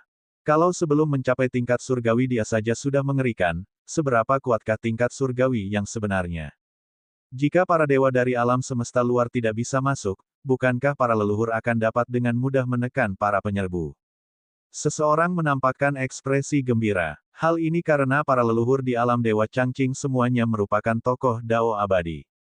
Tidak, wanita tua berambut putih itu menggelengkan kepalanya dan mendesah dalam-dalam, tidak ada yang perlu disembunyikan sekarang. Jantung alam semesta hancur, dan itu berdampak besar pada para kultivator abadi. Fondasi kita adalah jantung alam semesta, jadi setelah jantung alam semesta hancur, kultivasi kita telah jatuh, dan telah lama jatuh di bawah level abadi. Apa? Basis kultivasi leluhur telah jatuh di bawah tingkat abadi. Wajah para ahli alam Dewa Changqing pucat pasi, mereka tidak dapat mempercayainya. Tidak ada yang dapat kita lakukan tentang hal itu. Hancurnya inti alam semesta mungkin tidak memiliki dampak yang besar pada mereka yang berada di bawah tingkat keabadian, tetapi memiliki dampak yang luar biasa pada mereka yang berada di tingkat keabadian. Ini adalah hasil dari tetap berada di alam semesta purba. Hanya dengan meninggalkan alam semesta purba sesaat setelah inti alam semesta hancur dan memasuki kosmos besar lainnya untuk perlahan beradaptasi dengan kosmos besar lainnya, kita dapat mempertahankan kultivasi kita. Itulah sebabnya sebagian orang di alam semesta purba yang tidak mati dalam pertempuran, semuanya meninggalkan alam semesta purba. Pria tua berambut putih itu menjelaskan. Leluhur, apakah tidak ada cara untuk pulih? Seseorang bertanya dengan suara gemetar. Kecuali kita dapat mengumpulkan seluruh inti alam semesta dan menghidupkan kembali alam semesta purba, maka kultivasi kita akan perlahan pulih dan kita dapat melangkah ke jalan keabadian lagi. Kata wanita tua berambut putih itu. Ekspresi semua orang berubah jelek. Sekarang dia bahkan tidak dapat menyimpan sepotong pun jantung alam semesta, mustahil untuk mengumpulkan jantung alam semesta yang utuh. Leluhur, apakah para kultivator abadi di daerah terlarang juga akan turun level kultivasinya? Seseorang bertanya. Tidak, kita akan jatuh karena kita telah berkultivasi di alam semesta purba, dan yayasan kita terhubung dengan alam semesta purba. Makhluk-makhluk di tanah terlarang bukan dari alam semesta purba, jadi mereka secara alami tidak akan terpengaruh oleh hancurnya jantung alam semesta. Tetapi Anda dapat yakin bahwa bahkan jika pembudidaya abadi mereka belum jatuh, mereka tidak berani mengerahkan kekuatan tingkat abadi mereka, yang tidak berbeda dengan kita. Kata wanita tua berambut putih itu. Sebenarnya seperti ini. Ekspresi Lu Ming juga jelek. Banyak pikiran berkelebat di benaknya. Dikatakan bahwa ras semi-abadi juga memiliki para dewa, namun tampaknya mereka bukanlah dewa sejati. Hal ini karena suku semi-abadi juga merupakan makhluk dari alam semesta purba. Leluhur suku semi-abadi kemungkinan besar sama dengan leluhur alam Dewa Changqing. Primogenitor, sebagai anggota alam yang, akankah kosmos agung alam yang membantu dan melindungi alam semesta purba kita? Akankah kita hanya menyaksikan tanpa daya saat alam semesta purba kita benar-benar merosot dan hancur? Seseorang tidak dapat menahan diri untuk bertanya. Mungkin saja terjadi jika jantung alam semesta tidak hancur, tetapi sekarang sudah pasti tidak akan terjadi. Setelah jantung alam semesta hancur, alam semesta purba telah dikeluarkan dari pengadilan yang, dan tentu saja tidak akan terlindungi. Kata wanita tua berambut putih itu. Pengadilan yang. Banyak orang tampak bingung. Lu Ming juga sama. Ini pertama kalinya dia mendengar istilah ini. Banyak dari kalian mungkin belum pernah mendengar tentang Istana Yang, jadi aku akan menjelaskannya secara rinci. Istana Yang, secara sederhana, adalah aliansi kosmos agung dari alam yang. Pada awalnya, tujuannya adalah untuk menghadapi invasi dunia bawah. 10 kosmos besar memimpin, dan kosmos besar lainnya membantu mereka. Mereka membentuk aliansi besar. Dengan cara ini, sumber daya alam yang dapat digabungkan untuk menumbuhkan kesayangan surga yang terkuat. Kita juga dapat memobilisasi kekuatan kosmos agung alam yang untuk melawan alam yin. Penguasa istana dari istana yang adalah patriark suku langit. Selain itu, beberapa ahli puncak dari kosmos besar lainnya adalah wakil penguasa istana. Mereka telah mengeluarkan serangkaian hukum yang harus dipatuhi oleh semua kosmos besar yang bergabung dengan Istana Yang. Tentu saja, mereka juga akan menerima perlindungan dari Istana Yang. Dengan cara ini, kekuatan puluhan ribu kosmos besar di alam yang dapat bersatu dan kekuatan tempur mereka akan meningkat pesat. Anda harus tahu bahwa sebelum Istana Yang didirikan, kosmos besar melakukan segala sesuatunya dengan caranya sendiri dan bagaikan baskom pasir lepas. Mereka bahkan tidak bekerja sama. Seringkali, Mereka bahkan saling membunuh untuk memperebutkan sumber daya. Bagaimana mereka bisa melawan dunia bawah? Dunia bawah bahkan akan memanfaatkan kesempatan itu dan menghancurkan mereka satu persatu, dan banyak kosmos besar akan hancur. Itu hanya berubah setelah saya mendirikan Istana Yang. Bab 5167, Secercah Harapan. Setelah penjelasan wanita tua berambut putih itu, semua orang mendapat kesan kasar tentang Istana Yang. Pengadilan yang merupakan aliansi dari semua kosmos besar di wilayah Yang. Mereka mengumpulkan sumber daya dan kekuatan mereka untuk melawan wilayah Yin dan menghindari perpecahan. Pada saat yang sama, serangkaian hukum ditetapkan. Setiap kosmos besar yang bergabung dengan istana yang harus mematuhi hukum-hukum ini. Pada saat yang sama, mereka akan menerima perlindungan dari Istana Yang. Di Istana Yang, ada seorang kepala istana, yang merupakan kepala suku Changtian dan sejumlah wakil kepala istana. Mereka semua adalah ahli puncak di alam Yang. Selain Tuan Pengadilan dan Wakil Tuan Pengadilan, ada juga beberapa tetua yang memegang kekuasaan besar di Pengadilan Yang. Namun, tidak semua kosmos besar dapat bergabung dengan Pengadilan Matahari. Ada syarat yang harus dipenuhi sebelum seseorang dapat bergabung dengan Pengadilan Matahari. Syarat yang paling penting ialah bahwa kosmos yang besar ini harus mempunyai yang abadi. Hanya kosmos besar yang memiliki yang abadi, yang dapat bergabung dengan Istana Yang, berbagi sumber dayanya, dan menerima perlindungannya. Adapun kosmos besar yang belum melahirkan para abadi, mereka hanya dapat mengandalkan kosmos besar lain yang kuat agar tidak diserang oleh dunia bawah.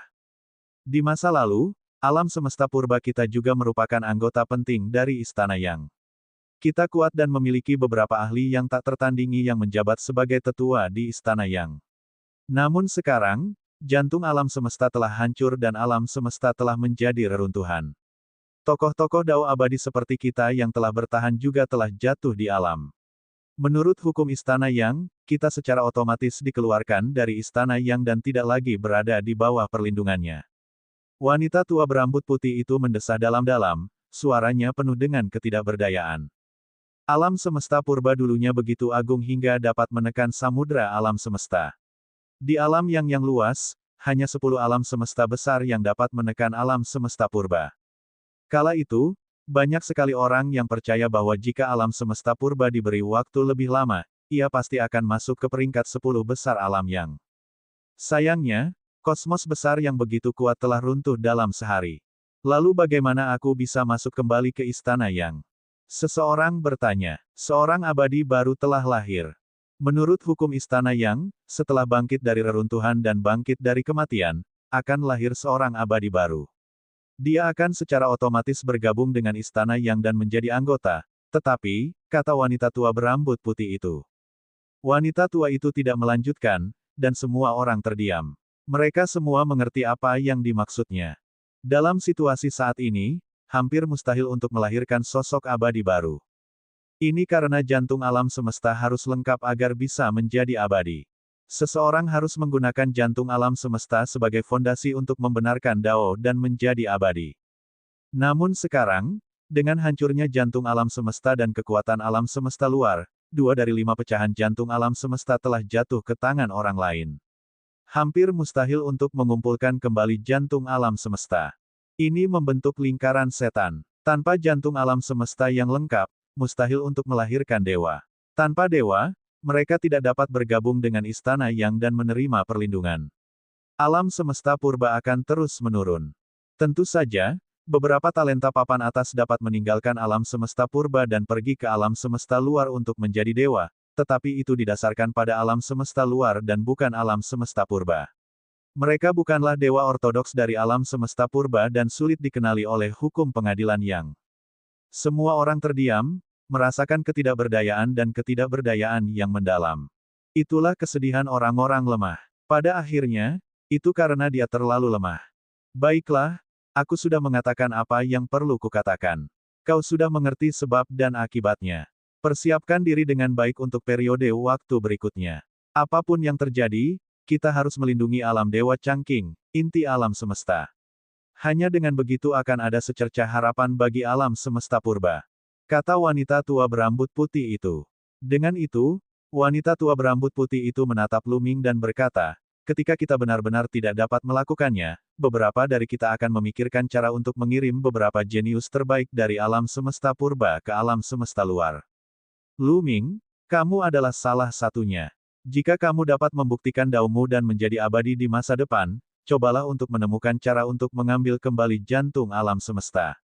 Dengan cara ini, akan ada harapan bagi alam semesta purba kita. Penatua, Lu Ming terdiam. Dia tidak tahu harus berkata apa. Dia tahu bahwa ini adalah pilihan terakhir bagi leluhurnya, dan ini juga merupakan skenario terburuk. Begitu semua pecahan inti alam semesta jatuh ke tangan makhluk hidup di alam semesta purba akan memasuki zaman kekacauan. Tidak dapat dielakkan bahwa kultivasi tidak akan mungkin dilakukan dan alam semesta akan merosot sepenuhnya. Mereka telah mengirim para teladan itu pergi untuk meninggalkan secercah harapan. Kalau ada yang bisa menjadi makhluk abadi di alam semesta luar, sekalipun dia bukan makhluk abadi ortodoks di alam semesta purba dan tidak bisa diakui oleh Istana Yang, dia bisa membantu alam semesta purba mengambil kembali pecahan jantung alam semesta itu kalau dia mau. Meskipun sulit, itu tetap suatu jalan. Sekarang, Lu Ming adalah satu-satunya orang di alam semesta purba yang paling mungkin melakukan hal ini. Lu Ming pergi dengan berat hati dan kembali ke kediamannya. Qiu, tidakkah kau berpikir bahwa benua di dalam cincin kekacauan itu seperti pecahan jantung alam semesta? Lu Ming mengeluarkan cincin kekacauan dan melihatnya dengan saksama sebelum bertanya pada Qiu. Qiu sering memasuki cincin kekacauan, jadi ia sangat akrab dengan aura cincin kekacauan. Ya, aku yakin benua di dalam cincin kekacauan adalah pecahan jantung alam semesta. Bola terus berlanjut. Kalau begitu itu benar, Lu Ming berkata. Sebenarnya, dia sudah membuat penilaian di dalam hatinya. Dia bertanya kepada Qiu hanya untuk memastikannya lebih lanjut. Lu Ming, apa yang akan kamu lakukan? Qiu bertanya. Temukan tempat yang berbahaya dan tersembunyi untuk bersembunyi. Cincin kekacauan tidak dapat ditinggalkan di alam Dewa Changqing. Kata Lu Ming. Jika cincin hutan belantara besar itu tertinggal di alam Dewa Changqing, cincin itu akan hancur dan dua bagian jantung alam semesta akan hilang. Namun, akan berbahaya jika Lu Ming membawanya bersamanya. Jika itu disimpulkan oleh Yang Maha Kuasa di alam semesta luar, dia tidak akan bisa melindunginya. Di mana kamu ingin menyembunyikannya? Qiu bertanya. Tentu saja, semakin berbahaya, semakin baik. Bahkan jika koordinatnya disimpulkan oleh kekuatan besar alam semesta luar, mereka harus membayar harganya jika mereka ingin mendapatkannya. Yang aku khawatirkan adalah jika aku meninggalkan alam suci Azure yang pucat ini sekarang, aku akan didekati oleh para makhluk maha kuasa di alam semesta luar. Alam Dewa Changqing memiliki segel. Meskipun tidak dapat sepenuhnya menghalangi deduksi, namun segel tersebut memiliki efek tertentu. Akan tetapi, jika dia meninggalkan alam Dewa Azure dengan cincin kekacauan, akankah dia ditemukan oleh makhluk maha kuasa di alam semesta luar tanpa segel alam Dewa Azure? Begitu hal itu disimpulkan, banyak ahli dari alam semesta luar akan menyerbu. Tidak peduli seberapa kuatnya dia tidak akan mampu melindunginya. Kamu bisa menaruhnya di perutku. Setelah aku menjadi asal, tubuhku telah berubah dan perutku telah menjadi ruangnya sendiri. Ia dapat mencerna senjata-senjata suci dan juga mengisolasiku dari dunia. Jika kamu menaruhnya di perutku, aku yakin bahwa sebelum bencana asal berakhir, ia tidak akan ditemukan oleh makhluk-makhluk maha kuasa di alam semesta luar. Bola terus berlanjut. Benar-benar, mata Lu Ming berbinar. Tentu saja benar. Sejak aku memasuki sumber asal, tubuhku telah berubah dan banyak informasi telah keluar dari tubuhku. Itu tidak mungkin salah. Itu bahkan lebih kuat daripada segel alam surgawi Azure yang pucat. Namun, Yang Maha Kuasa di alam semesta luar tidak terduga dan terlalu kuat. Saya tidak yakin apakah saya dapat menghentikan deduksi mereka setelah kesengsaraan besar asal-usul. Tentu saja, tidak sepenuhnya mustahil bagi saya untuk melangkah ke alam kuasi abadi. Bola terus berlanjut. Bab 5168, Ibu Kota Abadi Tertinggi. Perkataan Qiu mengejutkan Lu Ming dan matanya berbinar. Dengan cara ini, bahkan jika dia meninggalkan alam Dewa Changqing, dia tidak akan ketahuan dalam waktu singkat. Lebih jauh lagi, menurut Qiu, bahkan jika kesengsaraan besar asal-usul telah berlalu, itu seharusnya telah disimpulkan setelah alam Dewa Changqing. Dalam kasus ini, Lu Ming tidak perlu terburu-buru untuk menempatkan cincin kekacauan ke dalam bahaya.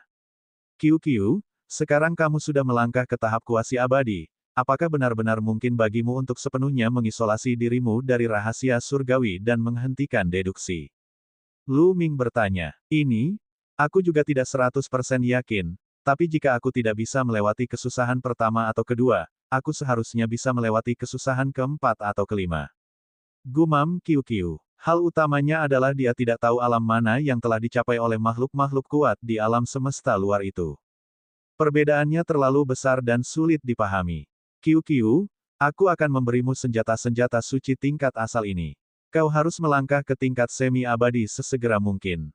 Lu Ming melambaikan tangannya dan sejumlah besar senjata surgawi tingkat asal muncul. Meskipun Qiu tidak yakin, dia tetap memutuskan untuk mencobanya dan membiarkan Qiu menerobos ke alam semi-abadi sesegera mungkin. Bahkan jika tidak dapat mengisolasinya sepenuhnya, ada baiknya menundanya untuk sementara waktu. Mungkin ada peluang untuk berubah menjadi lebih baik. Aku tidak bisa. Sudah sangat sulit bagiku untuk mengembangkan senjata suci tingkat asal. Paling tidak, aku butuh senjata semi-abadi. Qiu menggelengkan kepalanya. Lu Ming terdiam. Di mana dia bisa menemukan prajurit yang hampir abadi? Akhirnya, Lu Ming menggertakkan giginya dan mengeluarkan pedang patah Raja Manusia. Dia tidak menyangka Qiu akan menggelengkan kepalanya lebih keras lagi dan berkata, ini tidak akan berhasil. Aku sudah sangat beruntung bisa melahap seutas esensi dari pedang patah Raja Manusia terakhir kali.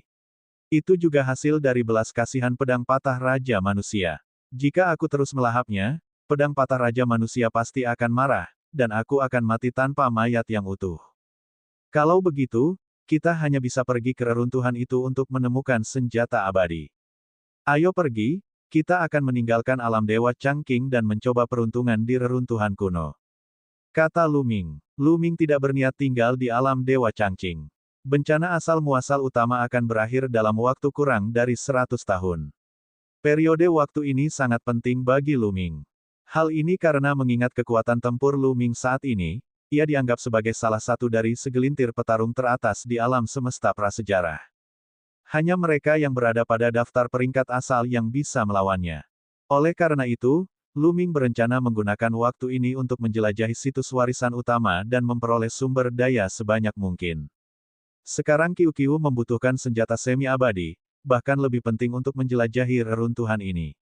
Adapun permintaannya kepada ahli alam Dewa Changqing untuk senjata kuasi abadi, Lu Ming pernah memikirkannya namun ditolak.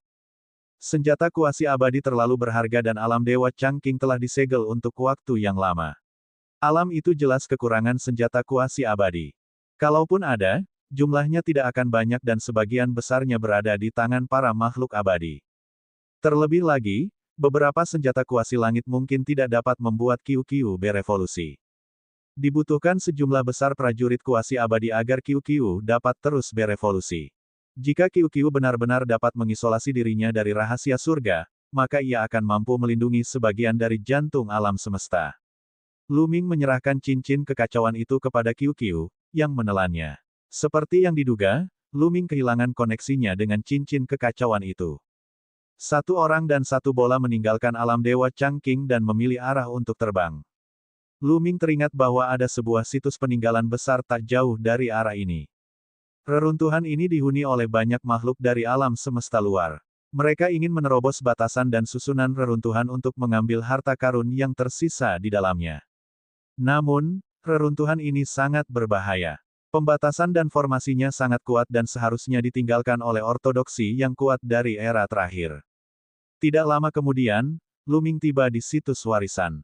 Itu adalah gunung yang megah, lebih besar dari sebuah planet, yang mengambang di kehampaan. Ada banyak makhluk hidup di sekitar gunung.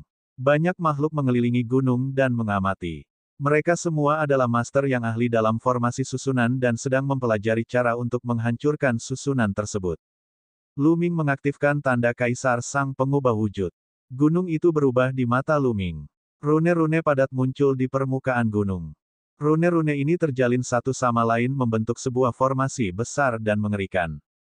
Orang bisa membayangkan betapa kuatnya formasi ini di puncaknya. Bahkan setelah bertahun-tahun, mereka masih mempertahankan kekuatannya yang dahsyat. Selama kurun waktu ini, banyak makhluk hidup dari berbagai kosmos besar telah jatuh ke dalam susunan ini. Lu Ming mengaktifkan tanda Kaisar Shifter dengan seluruh kekuatannya, mencoba menemukan kelemahannya. Ada beberapa kekurangan, tetapi kita bisa mencobanya. Pada akhirnya, Lu Ming membawa Qiu dan bergegas menuju gunung. Siapa di sana? Kami sudah memesan tempat ini, jadi kami akan segera pergi. Seseorang berteriak. Enyah. Lu Ming tidak mau repot-repot bicara omong kosong. Dia melakukan gerakan yang kuat. Saat ini, tidak banyak orang di alam asal yang dapat menandingi Lu Ming. Lu Ming bergerak dan menerobos pengepungan yang berat, menyerbu ke gunung. Gunung ini penuh dengan formasi yang membatasi. Sama saja dengan bunuh diri jika terburu-buru. Seseorang berteriak dengan dingin. Gunung ini memang sangat berbahaya. Meskipun Lu Ming memiliki tato Raja Iblis, dia tetap dalam bahaya. Setengah hari kemudian, Lu Ming bergegas keluar dari gunung. Tubuhnya berlumuran darah dan banyak luka di sekujur tubuhnya. Tubuhnya telah terkoyak oleh susunan yang mengerikan itu. Jika bukan karena vitalitasnya yang kuat, dia akan terluka parah bahkan jika dia tidak mati. Meski begitu, dia masih terluka parah. Yang lebih penting, dia tidak masuk ke kedalaman gunung. Ada formasi yang lebih mengerikan di kedalaman gunung. Sayang sekali, Lu Ming mendesah. Perjalanan ini penuh dengan bahaya, tetapi dia tidak mendapatkan harta karun yang berguna. Belum lagi senjata kuasi abadi yang kuat, dia bahkan tidak mendapatkan banyak senjata surgawi tingkat asal. Tidak semua reruntuhan memiliki harta karun yang tertinggal. Ketika alam semesta purba diserbu, para ahli dunia bawah telah membunuh jalan masuk. Banyak harta telah diambil oleh para ahli dunia bawah, dan beberapa reruntuhan telah dijarah oleh para ahli dunia bawah. Hanya ada beberapa harta yang tertinggal. Lu Ming pergi dengan kecewa untuk mencari situs warisan lainnya. Pada tahun berikutnya, Lu Ming terus menjelajahi beberapa situs warisan dan hampir mati beberapa kali. Namun, hasil panennya sangat sedikit. Dia hanya memperoleh satu senjata semi-abadi, dan senjata itu rusak. Dia memberikannya kepada Qiu untuk dimakan. Alasan utamanya adalah karena dia tidak cukup kuat. Ada reruntuhan senjata kuasi abadi yang rusak di sana, jadi pasti ada lebih banyak harta karun di kedalaman.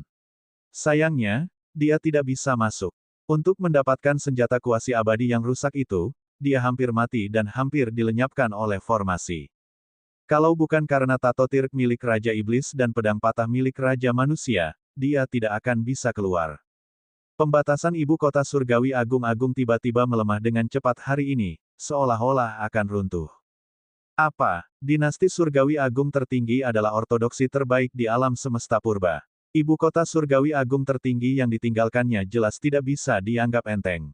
Selalu ada batasan yang kuat sebelumnya, bagaimana mungkin tiba-tiba melemah? Lu Ming mendengar banyak orang berdiskusi di sekitar situs peninggalan. Mustahil bagi formasi apapun untuk tidak membusuk.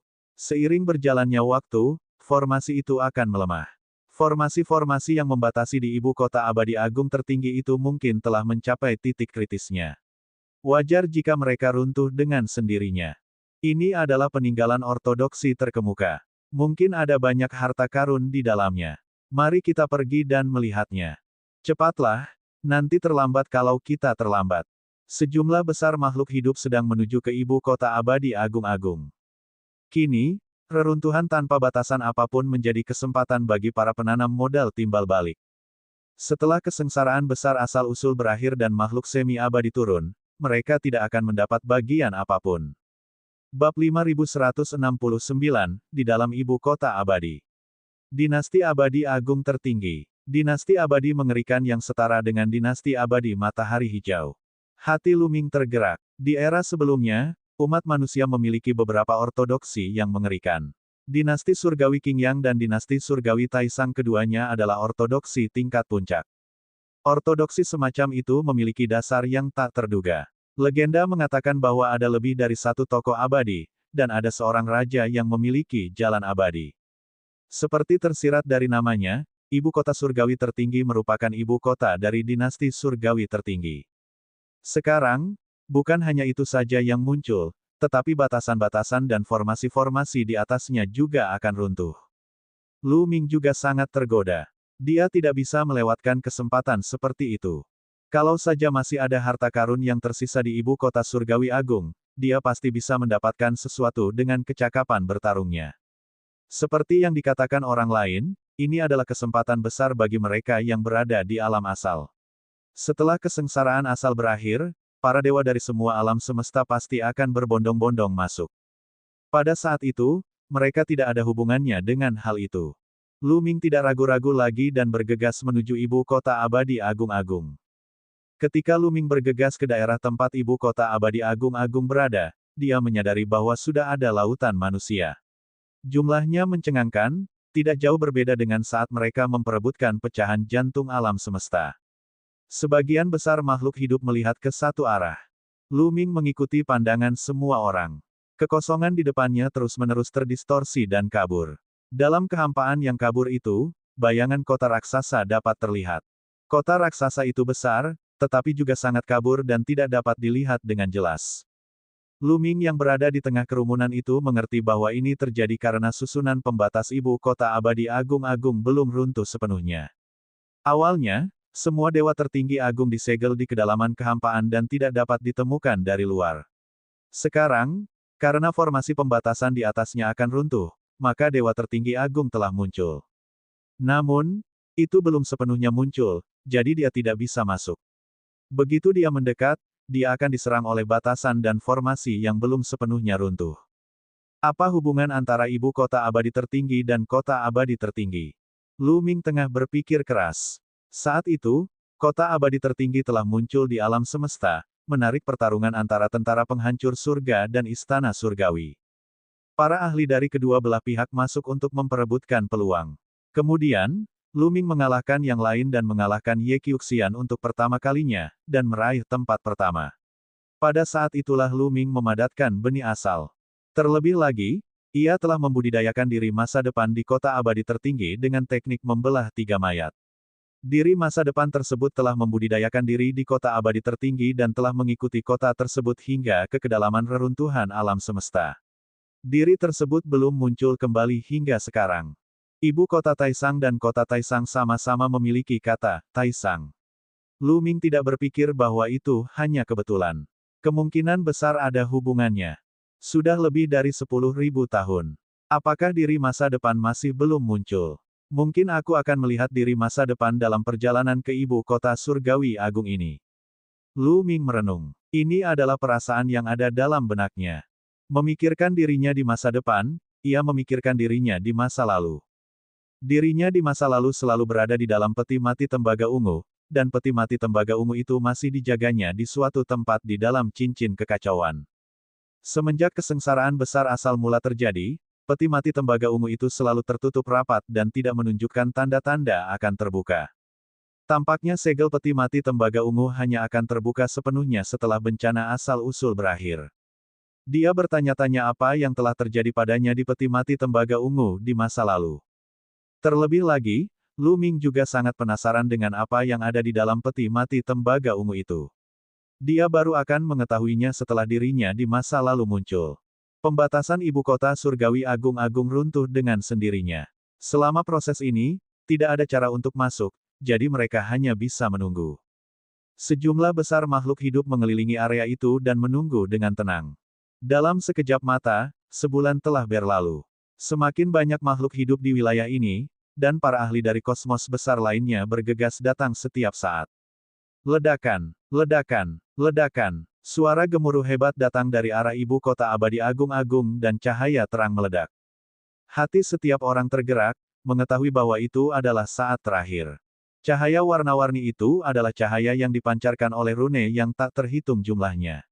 Namun, ini adalah sedikit cahaya terakhir. Setelah itu, cahaya dari rune mulai meredup dan kemudian menghilang. Sebuah kota kuno yang besar tergambar jelas di mata semua orang. Kota kuno itu sebesar benua. Tembok kotanya setinggi ratusan juta mil. Makhluk hidup biasa bagaikan debu di depannya. Tentu saja, setelah mencapai alam asal, ukuran makhluk hidup tidak lagi penting. Semuanya palsu.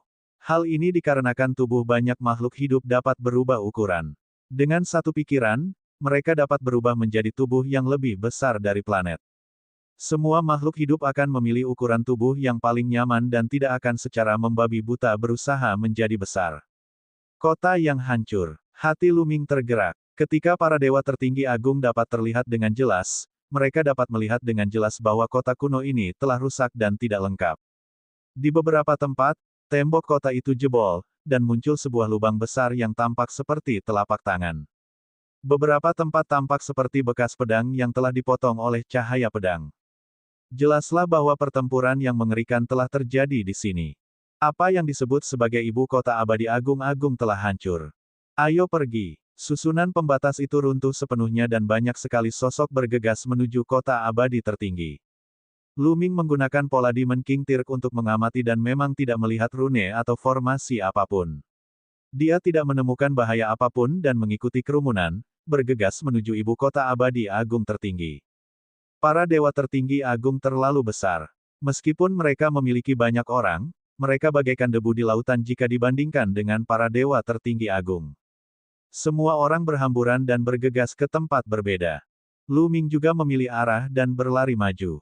Bagian dalam kota abadi tertinggi bagaikan dunia. Ada gunung-gunung dan sungai-sungai megah, tetapi semuanya telah mengering. Ada juga berbagai bangunan kuno, tetapi banyak di antaranya yang runtuh atau meledak. Sosok Lu Ming terus berkedip. Dia menyebarkan kesadaran spiritualnya dan mengamati area tersebut, mencoba menemukan harta karun yang mungkin tertinggal. Ya, ada mayat di sana. Lu Ming menemukan beberapa mayat tergeletak di tanah di aula besar yang bobrok. Lu Ming melangkah maju dan memasuki aula. Mayat-mayat ini mengenakan pakaian kuno, tetapi mereka belum membusuk. Tubuh mereka mengerut seperti mumi. Jelaslah mereka tertinggal dari era terakhir. Beberapa di antara mereka dipenuhi aura dingin dan suram, mereka adalah makhluk hidup dari dunia bawah. Lu Ming membuat keputusan. Di antara mayat-mayat itu, sebagian merupakan manusia dari dinasti surgawi agung-agung, sementara sebagian lagi merupakan makhluk hidup dari dunia bawah. Jelaslah para ahli dunia bawah telah menyerbu dinasti abadi agung dan pertempuran besar telah terjadi. Mirip dengan Gua Awan Ungu, tempat ini juga menjadi lokasi pertempuran besar antara dunia bawah dan Gua Awan Ungu, yang meninggalkan banyak mayat. Namun, mayat di sini tidak bermutasi. Senjata suci tingkat asal. Tatapan mata Lu Ming menyapu tempat itu dan menemukan bahwa ada beberapa senjata dewa tingkat asal yang tertinggal. Beberapa rusak sementara beberapa lainnya masih utuh. Lu Ming melambaikan tangannya dan menyimpannya. Kemudian, dia memindainya dengan indera spiritualnya. Setelah tidak menemukan apapun, dia terbang ke langit, berencana untuk pergi.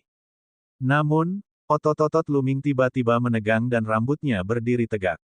Rasa dingin yang menusuk tulang muncul di hatinya. Rasa bahaya yang mengerikan tiba-tiba muncul. Tanpa ragu sedikit pun, sosok Lu Ming tiba-tiba jatuh. Seberkas cahaya dingin terbang melewati kepala Lu Ming. Bab 5170, Pedang Patah dan Kepala Boneka. Seberkas cahaya melesat melewati kepala Lu Ming dan dia menghindarinya hanya dalam jarak sehelai rambut. Itu adalah anak panah yang terbuat dari energi, dan kekuatannya sangat mengerikan. Ah, tak jauh dari sana, terdengar teriakan melengking. Lu Ming melihat seorang ahli timbal balik tingkat akhir ditembak oleh anak panah. Tubuh dan jiwanya telah hancur. Itu menara panah. Lu Ming berhasil mengidentifikasi sumber anak panah tersebut. Di kejauhan, ada puncak gunung dengan menara pemanah kuno di atasnya. Menara itu terbuat dari perunggu dan berkarat. Salah satu sisinya juga rusak. Sebelumnya, Lu Ming juga pernah melihat menara panah ini. Ia mengira menara itu tidak berguna dan telah hancur. Ia tidak menyangka menara itu masih bisa melancarkan serangan. Menara panah ini jelas dibangun oleh Grand Supreme Immortals untuk menghadapi musuh. Kalau ada yang menyerang ibu kota abadi agung-agung, mereka akan diserang. Pada puncaknya, itu benar-benar mengerikan. Bahkan jika setengah hancur, itu bisa membunuh asal-usulnya sesuka hati. Bahkan Lu Ming merasakan bahaya yang kuat. Lu Ming tidak ragu bahwa menara panah yang utuh kemungkinan besar dapat membunuh seorang yang hampir abadi. Suara mendesing. Sebuah anak panah ditembakkan ke arah Lu Ming. Ada lebih dari satu menara panah. Bahkan, ada deretan menara panah di area ini. Pada saat ini, semuanya bersinar dan terus-menerus menembakkan anak panah. Lu Ming mengeluarkan jurus asal-usulnya dan sepasang sayap muncul di belakangnya. Ia mengepakkannya dengan cepat dan menghindari anak panah itu. Akan tetapi, hanya karena dia bisa menghindarinya tidak berarti orang lain juga bisa. Petik 1. Orang-orang berteriak saat terkena anak panah. Tidak peduli apakah mereka sedang dalam tahap tengah, akhir, atau puncak resiprositas, semuanya meledak tanpa kecuali. Tidak seorang pun menduga bahwa masih ada bahaya mengerikan di dalam setelah formasi pembatasan runtuh. Reruntuhan yang ditinggalkan oleh ortodoksi yang begitu kuat memang penuh bahaya dan bukan masalah kecil. Kelilingi menara panah ini. Menara panah ini setengah hancur, jadi kecepatan pengumpulan energinya sangat lambat. Jika ada celah, terbanglah ke sana. Raungan kemarahan pun terdengar. Sejumlah besar tokoh terbang ke segala arah. Meskipun demikian, tetap saja ada yang tertembak anak panah dan meninggal di tempat. Tentu saja, ada lebih banyak lagi makhluk yang menyerbu melewati menara panah dan menghilang ke kedalaman ibu kota surgawi agung tertinggi. Lu Ming menghindari 5-6 anak panah dan menara anak panah. Semua orang bubar dan menghilang dari kota abadi tertinggi yang luas. Lu Ming terbang ke satu arah untuk mencari harta karun. Sayangnya, dia tidak menemukan harta karun yang terlalu berharga. Meskipun dia telah menemukan sejumlah kecil senjata dewa tingkat asal, senjata-senjata itu tidak terlalu berguna bagi Lu Ming sekarang. Tidak ada gunanya meskipun Kiu-Kiu memakannya. Adapun prajurit yang hampir abadi, dia bahkan tidak melihat mereka. Lagi pula, nilai senjata kuasi abadi tidak dapat dibandingkan dengan senjata dewa tingkat asal. Tidak semua senjata dewa asal-usul tingkat atas dapat mengikuti tuannya melewati kesengsaraan abadi dan menjadi senjata kuasi abadi. Faktanya, hanya sedikit yang mampu mengikuti tuannya melewati kesengsaraan abadi dan menjadi prajurit semi-abadi. Kebanyakan senjata dewa tingkat asal tingkat atas tidak memiliki fondasi yang kuat atau terbuat dari material bermutu rendah, sehingga akan hancur total dalam kesengsaraan abadi. Material merupakan hal terpenting bagi mereka yang dapat melewati kesengsaraan abadi. Material tersebut harus berupa material berkualitas tinggi dan harta karun langka. Oleh karena itu, prajurit yang semi-abadi sangat langka. Dalam sekejap mata, Lu Ming telah mencari di kota abadi tertinggi selama beberapa hari namun dia tidak menemukan satu pun senjata kuasi abadi. Dalam beberapa hari terakhir, Lu Ming telah masuk lebih dalam ke kota abadi tertinggi dan ke bagian terdalam kota itu. Selain menara panah yang mereka temui, tidak ada bahaya lain. Ya, ada gunung besar di sana. Lu Ming melihat ke kejauhan. Ada sebuah gunung besar di depan mereka. Gunung itu sangat besar dan menjulang ke kedalaman langit. Gunung itu masih sangat jauh dari Lu Ming. Yang anehnya adalah, mengapa dia tidak melihatnya saat berada di luar kota abadi tertinggi. Gunung ini jelas jauh lebih tinggi daripada tembok kota. Secara logika, orang seharusnya dapat melihatnya dari luar kota kuno. Namun, pada kenyataannya, mereka tidak dapat melihat apapun. Terlihat bahwa ada lapisan layar cahaya di sekitar gunung raksasa itu. Kita seharusnya berada di wilayah pusat kota abadi tertinggi. Sebenarnya ada gunung besar di depan. Itu jelas bukan gunung biasa dan tampaknya ditutupi oleh rune dan formasi. Ayo kita pergi dan melihatnya. Sosok Lu Ming melintas dan dia mendekati gunung besar itu. Tidak lama kemudian, Lu Ming akhirnya mendekati gunung besar itu. Gunung besar itu ditutupi oleh lapisan cahaya. Di sekitar gunung itu, terdapat 8 kota kuno. Ini dapat dianggap sebagai kota di dalam kota. Akan tetapi, ke-8 kota kuno itu semuanya runtuh dan menjadi reruntuhan. Ya, mayat. Lu Ming melihat mayat di tengah kota, yang langsung menarik perhatiannya. Itu karena mayat itu merupakan satu-satunya mayat di kota-kota sekitarnya, dan mayat itu sangat menarik perhatian. Sosok itu adalah seorang laki-laki manusia. Ia tinggi dan tegap, mengenakan baju perang dan memegang pedang patah. Ia setengah berlutut di tanah, menggunakan pedang patah itu untuk menopang tubuhnya. Ada bercak darah di antara alisnya, dan gumpalan ki hitam merembes keluar. Ada juga lubang besar di perutnya. Inilah pukulan telak yang telah menghancurkan akar dan jiwa orang tersebut yang telah hancur total. Tubuh fisik orang ini tidak membusuk, tetapi dia memang mati. Tidak jauh dari orang ini, ada kepala besar. Itu tidak terbuat dari daging dan darah, tetapi terbuat dari perunggu. Itu sangat besar, seperti gunung. Makhluk hidup dari logam, atau kepala boneka, pikiran Lu Ming sedang berpacu. Kepala perunggu ini tidak memancarkan aura dunia bawah. Kepala itu juga seharusnya berasal dari kota abadi tertinggi dan kemungkinan besar merupakan boneka yang sangat kuat. Namun, yang paling menarik perhatian Lu Ming adalah pedang patah di tangan sosok itu. Senjata semi-abadi, itu jelas merupakan senjata semi-abadi. Mata Luming berbinar. Aura pedang patah itu sangat mengejutkan. Itu jauh melampaui senjata surgawi tingkat asal tingkat atas dan jelas merupakan senjata semi-abadi. Selain itu, di antara senjata kuasi abadi, mereka dianggap tingkat tinggi, dan setidaknya telah melewati beberapa kesengsaraan abadi. Saya ingin makan, saya ingin makan. Qiu sudah sedikit tidak sabar. Qiu, keberuntunganmu ada di sini. Luming tersenyum dan bergegas menuju sosok itu. Ledakan. Tiba-tiba, sebuah telapak tangan hitam emas, sebesar gunung, menghantam Luming. Tubuh Luming tampaknya terkunci oleh aliran udara. Meledak. Hancurkan. Luming berteriak dengan suara rendah. Dia mengedarkan kekuatan terlarang dan meledakkan aliran udara.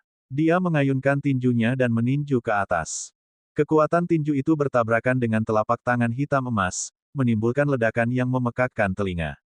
Sosok Luming bergoyang dan dia melayang mundur. Palem hitam dan emas juga ditarik kembali.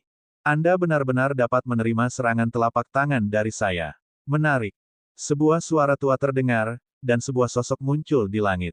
Sosok itu adalah seorang lelaki tua yang berwujud orang dewasa. Anehnya, kulitnya berwarna hitam dan emas, seperti logam hitam. Dia berdiri tinggi di langit dengan kedua tangan di belakang punggungnya, menunduk sambil tersenyum tipis. Dilihat dari auranya, dia seharusnya berasal dari alam yang. Luming menyipitkan matanya sedikit. Dia bisa merasakan ancaman yang mengerikan dari orang ini. Orang ini bisa mengancamnya. Bab 5171, terjebak. Nak, aku mau pedang patah ini. Kau boleh pergi sekarang. Aku tidak akan membunuhmu. Kata lelaki tua berkulit hitam itu dengan acuh tak acuh. Jika kau menginginkan pedang patah ini, kita harus melihat apakah kau mampu melakukannya. Luming mengepalkan tinjunya ke udara dan tombak dewa perang muncul.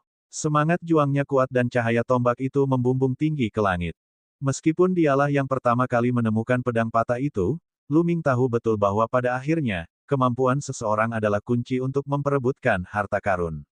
Tidak masalah siapa yang menemukannya pertama kali atau belakangan. Karena itu, mereka tidak perlu mengatakan apa-apa lagi. Mereka hanya bisa bertarung. Karena kamu mencari kematian, aku akan mengabulkan keinginanmu. Tatapan mata lelaki tua berkulit hitam itu berubah dingin, memperlihatkan niat membunuh yang kuat. Dia menyerang secara langsung. Ledakan. Telapak tangannya mengembang dengan cepat dan berubah menjadi telapak tangan hitam emas besar yang menghantam Luming. Kali ini, lelaki tua itu serius. Kekuatan telapak tangan ini bahkan lebih mengerikan dari sebelumnya. Namun, Luming juga tidak lambat. Saat lelaki tua itu menyerang, Luming juga menyerang. Dia mengerahkan seluruh kekuatan tempurnya dan mengeluarkan teknik asal, menusukkan tombaknya ke depan. Ledakan. Tombak dewa perang bertabrakan dengan telapak tangan hitam, menciptakan ledakan yang memekakkan telinga. Namun, sesaat kemudian, Luming merasakan kekuatan yang luar biasa menyerbu ke arahnya. Tombak dewa perang bergetar hebat dan kemudian melengkung menjadi busur. Asyik. Kemudian, sosok Luming mundur dengan cepat. Wajahnya menjadi pucat dan sedikit darah mengalir keluar dari sudut mulutnya. Sungguh kekuatan yang mengerikan. Luming terkejut. Benda ini memberinya rasa bahaya yang kuat. Karena itu, ketika dia menyerang tadi, Luming hampir menggunakan seluruh kekuatannya. Namun, dia masih belum sebanding dengannya. Dia terlempar oleh kekuatan yang luar biasa itu dan mengalami sedikit cedera. Sedangkan lelaki tua itu, dia baik-baik saja. Hanya ada bekas samar di telapak tangannya. Melihat tanda samar di telapak tangannya, wajah lelaki tua berkulit gelap itu berubah semakin dingin. Dia telah menggunakan 80% kekuatannya, tetapi dia tidak membunuh Luming. Sebaliknya, Luming meninggalkan bekas dangkal di telapak tangannya. Dia hanyalah seorang kultivator timbal balik tahap akhir. Sudah lama sejak dia bertemu seseorang seperti ini. Akan tetapi, karena dia telah menyinggung mereka, dia harus membunuh mereka. Ledakan. Pria tua berkulit hitam itu melepaskan auranya, dan aura mengerikan itu menyebabkan kekosongan di sekitarnya meledak. Cahaya hitam emas di tubuhnya menjadi lebih intens, dan otot-ototnya menggembung, menjadi lebih kuat. Dia menembus kehampaan dan muncul tidak jauh dari Luming dalam sekejap. Dia menyerang dengan kedua telapak tangannya terus-menerus. Kekuatan telapak tangan yang dahsyat itu membawa kekuatan tak terbatas dan menghancurkan Luming.